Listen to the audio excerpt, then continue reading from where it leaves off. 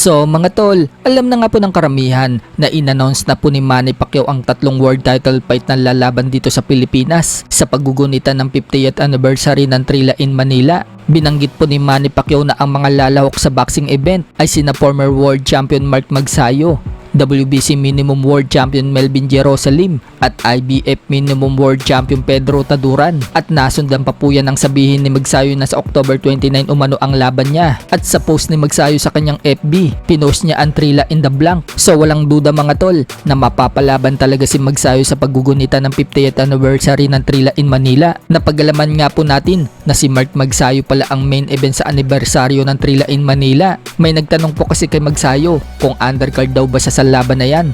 Sagot ni Magsayo mga tol, siya daw ang main event. So palaisip pa naman mga tol kung sino talaga ang makakalaban ni Magsayo. At dahil siya yung main event, mukhang world title talaga ang laban ni Magsayo. Sa kamakailang interview nga po kay Magsayo, kasama niya ang coach na si Marvin Somodio sa channel ni Coach Franco Rulyoda. Sinabi ni Magsayo na sa WBC daw ang priority nila dahil dyan daw siya number 1 rated. At alam naman po ng karamihan mga tol na si Usyaki Foster po ang kampiyon sa WBC Super Featherweight. So hindi kaya si Usyaki Foster ang makakalaban ni Magsayo? Bali-balita nga mga tol na dadalo itong si Taprang CEO Bob Arum sa 50th anniversary ng Trilla in Manila. Dahil isa po si Bob Arum mga tol ang nagpromote ng Trilla in Manila noong 1975 sa laban ng Muhammad Ali versus Joe Frazier trilogy sa Araneta Coliseum. So alam naman po ng karamihan mga tol na under ng top rank itong si Usyaki Foster. Bata po siya ni Bob Arum. Kaya kung pagkokonektahin natin ang mga istorya, lumalabas na malaki ang posibilidad na si Usyaki Foster ang makakalaban ni Magsayo. Depende na lang kung ibabakante ni Usyaki Foster ang kanyang titulo. Pag nangyari yan, baka iba ang makalaban ni Magsayo. Habang yung kalaban naman ni Melvin Jerusalem at Pedro Taduran,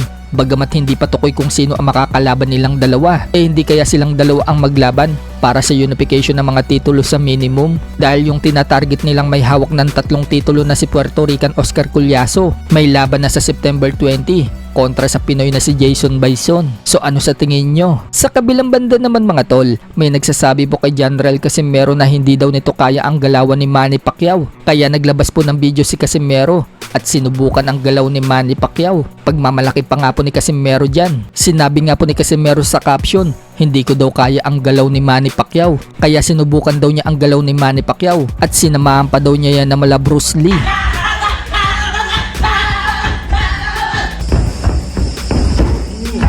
Sa ibang banda naman mga tol, pinakita po ni Naoya Inoue sa unang pagkakataon ng katawan niya. Mapapansin nga po na bagamat nakatagilid si Inoue, bato-bato po ang katawan niya. Nalalapit na ang bakbakan nila ni Murodjon Akhmadaliev na gaganapin sa Nagoya, Japan sa September 14. Una na nga pong nagpakita ng bato-batong katawan itong si Akhmadaliev at ready na din siya sa malaking laban niya